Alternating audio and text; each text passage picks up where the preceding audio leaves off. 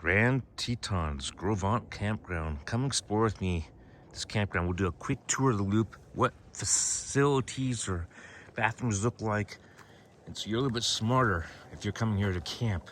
We'll even take a tour of a loop so you know what you're getting into, which sites are big, which sites aren't, or deep, which sites you want to be at on which side of the road. Let's go explore Gros Ventre Campground, Grand Tetons. So that gives you a little bit flavor for what it looks like in the campground at Gros Ventre. It backs right onto this river. Lots of moose hang out in this river along the cottonwoods here in the campground. You might even get to see one like this guy. Let's go explore the campground though, so you're a little bit smarter if you're trying to book here what some of the better sites might be, so you can snag one on recreation.gov. The campground's along these cottonwoods, 4.5 miles off the main highway. Lots of amenities, but the cottonwoods in this campground kind of stand out. It gives you lots of shade if you pick the right site or on the right side of the road. I want to share with you what Loop G looks like, which is a tent-only site, plus some of the more premier RV sites along the main road here approaching Loop G. Let's go explore the campground, like I say, so you're a little bit smarter if you're trying to snag a spot on recreation.gov, which site to book. 223 here. Pretty big, wide, fairly flat. But the main drag is right out there. So you got a nice, I guess, view of mountains off to the right. 224, another double wide, very big. So these sites are along the main road here in the campground. It gives you some space between your neighbors, but also if you're on the right, got tons of space out to the main highway. So you got a field of sagebrush, gives you lots of privacy. 225. That one's actually sloping down. Not really good for an RV, I don't think. But look at 226 here. I think this is one of the more of the primo sites in the entire place. It's double wide, it's flat. The tent's way back in there. Really nice. Backs out towards the meadow behind you. So if you're not gonna camp along the creek, that's a great option. 227, I wouldn't pick, very short. But yeah, 228, very nice. Yeah, here's site 230. It's more of a single wide, very short. But it backs out to the pasture. I'll share with you what that looks like. Table, picnic table. But yeah, you're right out on the pasture back here. It's the advantage of these sites along the edge, lining the highway. 231, pretty short, double wide. Tasteful. This is Loop G coming up. If you're looking for some awesome RV sites, I'll leave a link to Loop F in the description as well. 232, it's deeper, it's sloping to the rear though. But double wide, it's deeper though. Group camping's further that way. So let's go explore Loop G, which is a tent-only loop. So this is a tent-only loop. Here's site 337. They got their tent pitched in the main driveway. You can see a bathroom back there. Let's keep going and exploring this loop.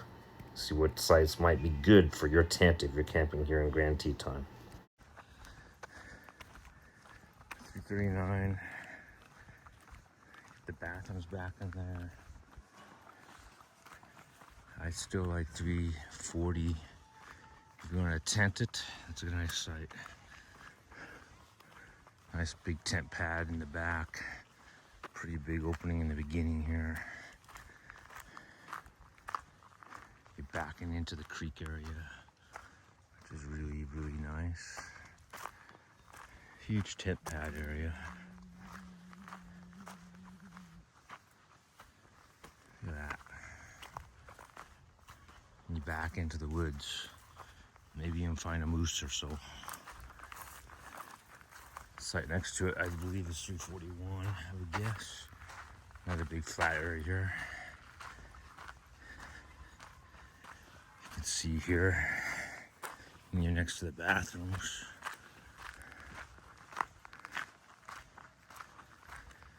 $342, another similar type of thing. Get your tent way back in there with a hammock in the trees. A quick look at the bathroom in this area. You got running water, sinks, electricity, so not too bad for an old bathroom. 343 is on the inside of the loop. I don't like those because they're just more crowded. Give you a good view where it looks like. A nice flat spot for a tent. 344 though, like you're on the outside of the loop. It's way better. Yeah. 345. Nice tent pad back there. Really nice. Look at that tent pad in the rear. Yeah, 347 up here. Another double wide. I don't see a tent pad though. Guess there's one there off to the left that you can place in. It's just natural. Site 350 here on the inside of the loop. Not as nearly as nice. You definitely want to be on the outside of the loop so you back into those trees if you're trying to book here. If this content's helpful, please give me a thumbs up. It does help my channel a lot. I appreciate it. Site 353 here. Inside loop, not as good. 354 here. In this part of the campground, site 354 here, you can see you're starting to get a little bit more crowded, closer to your neighbor, closer to the people behind you. Not as much privacy as you had before.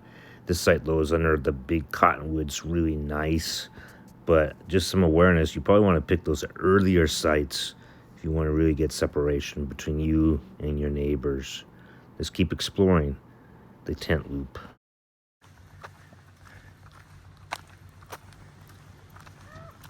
$359. A lot of these spots, some of them got pretty good neighbors close to you. 360. Nice big open spot behind you there. Grassy area. Not bad.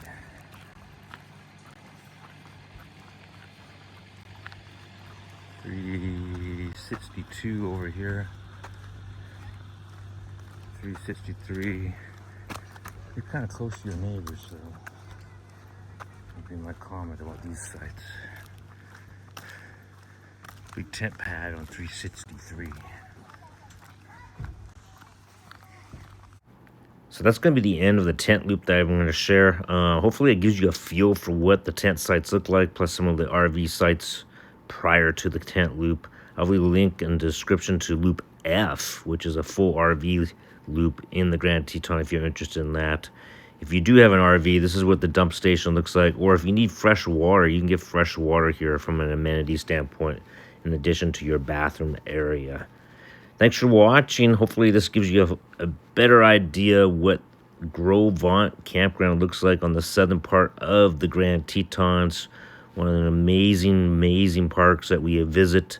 I've been to 32 of the 63 parks here with my son. We do a lot of adventuring, backpacking, hiking, and just exploring God's world out here in the national parks. So if this type of content is of usefulness to you, or if you like adventuring with us, we'd love to have you along into our next adventure. Thanks for watching.